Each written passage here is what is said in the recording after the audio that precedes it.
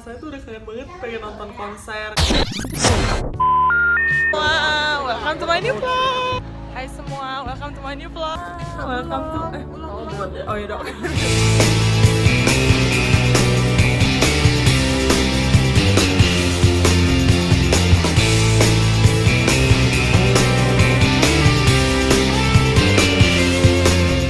Hai semua, welcome to my new vlog. Sesuai dengan janji aku di vlog sebelumnya, aku nggak akan bahas Korea kali ini. Ada sih sedikit tapi cuma sebagai contoh. Tapi aku akan membahas salah satu elemen penting yang kalian suka dan banyak ditonton di vlog aku, tapi udah setahun nggak aku publish vlog tentang ini, yaitu konser.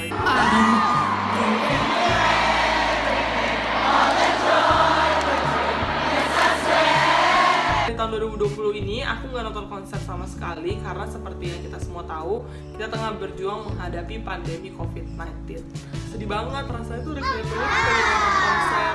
Para netizen juga berpendapat demikian, kangen euforianya, kangen lihat performance keren dari artis-artisnya, terus kangen nyanyi bareng penonton lain. Pokoknya setiap konser tuh selalu ada cerita sendiri. Jadi di vlog kali ini aku bakal membahas sama kalian tentang gimana sih nasib konser di tengah dan sesudah pandemi COVID-19 ini gitu. Karena kita sekarang lagi istilahnya kasus masih di mana-mana, tapi orang-orang udah mulai adaptasi dengan kehidupan normal baru. Jadi udah mulai ada beberapa langkah untuk membangkitkan kembali konser.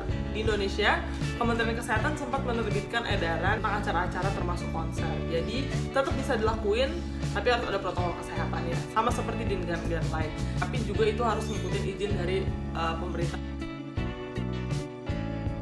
Jadi kalau dari aku dan berdasarkan melihat berita-berita yang kemarin udah terjadi, ada dua alternatif untuk menyelenggarakan konser di tengah pandemi.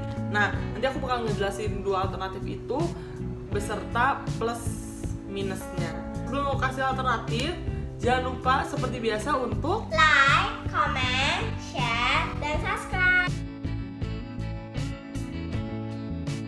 alternatif pertama adalah online konser atau konser virtual.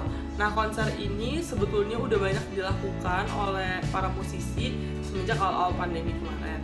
Cuma bedanya waktu awal pandemi itu mereka bener-bener di rumah. Jadi kayak sekarang ini nih lagi webcam sambil nyanyi. Tapi beberapa bulan belakangan mereka memutuskan untuk entahlah nyewa studio atau venue sendiri, bener-bener persiapin performance tuh sama seperti konser pada umumnya. Menariknya konser-konser virtual ini juga banyak digunakan untuk menggalang dana. Di Indonesia sempat ada konser di rumah aja waktu awal pandemi yang diadakan oleh Nara Studio punyanya Najwa Shihab. Beberapa minggu lalu di Amerika, The Weeknd sempat kerjasama sama TikTok untuk bikin konser dari album barunya dan itu ditonton lebih dari 2 juta orang.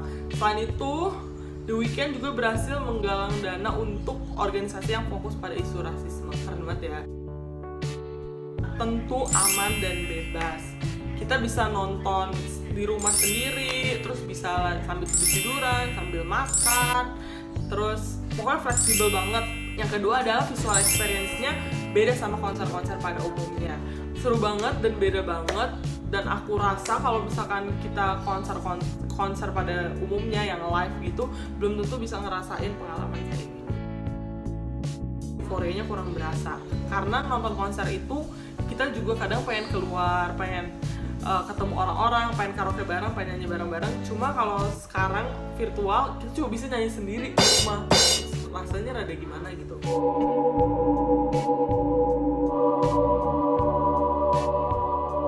Yang kedua adalah value of money-nya kurang jelas. Jadi konser-konser virtual ini banyak yang berbayar dan netizen sempat protes katanya harganya terlalu mahal gitu. Aku juga bingung sih sampai sekarang tentang masalah uangnya ini. Kira-kira seberapa worth it sih bayar segini untuk nonton konser ini? Karena kan kalau misalnya kita konser biasa, kita tahu kita keluar, kita akan lihat artisnya, nonton performance-nya, ada bentuk fisiknya gitu. Cuma kalau online konser, kita nontonnya di rumah. Yang kedua adalah physical distancing konser alias konser sambil menjaga jarak.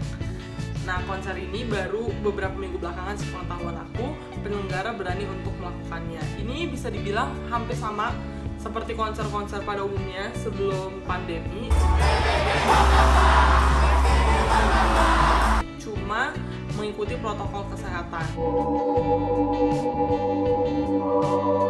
Kapasitas penontonnya lebih sedikit, terus nggak boleh berdiri, penontonnya harus jaga jarak, udah gitu harus pakai masker, terus disediain hand sanitizer. Physical distancing konser ini udah diterapkan di beberapa negara, salah satunya yang viral banget kemarin itu di Inggris. Mereka bikin tempat baru namanya Virgin Money Unity Area. Nah, yang aku sempat baca nih di CNN, penontonnya itu dalam satu box cuma bisa maksimal 5 orang, dan secara keseluruhan kapasitas tempat itu hanya menampung 200 orang. Ini tentu dengan udah ada ketentuan jaraknya ya. Di Indonesia nggak ketinggalan juga nih, di minggu yang sama, cuma beda beberapa hari kalau nggak salah, atau beda seminggu, aku lupa, ada Bali Revival Festival. Jadi disebutnya New Era Festival. Ini lebih unik lagi, dan menurut aku masih masuk lah ya dibilang physical distancing konser, karena konsernya diadakan secara drive-in, parkir di kotak-kotak yang udah disediain untuk menjaga jarak.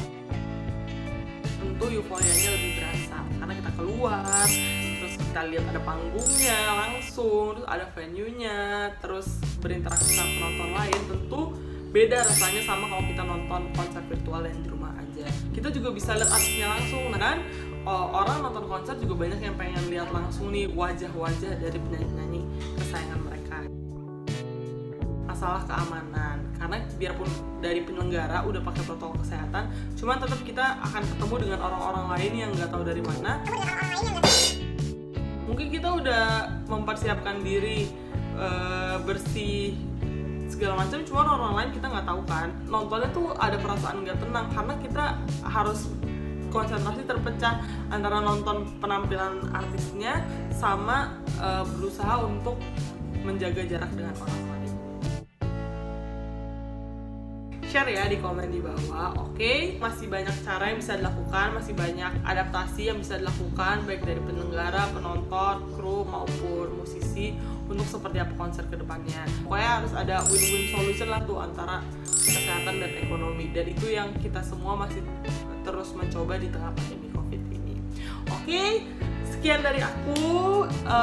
Selain ngomongin soal konser, aku juga menunggu komentar kalian tentang format vlog kayak gini, kira-kira menarik atau enggak. Kalau misalnya menarik, nanti aku akan terusin dengan topik-topik lain tapi yang masih berhubungan sama tema vlog aku. Oke, stay safe semuanya, dan jangan lupa untuk Like, comment, share, dan subscribe. oke, see you on my next vlog. Dadah.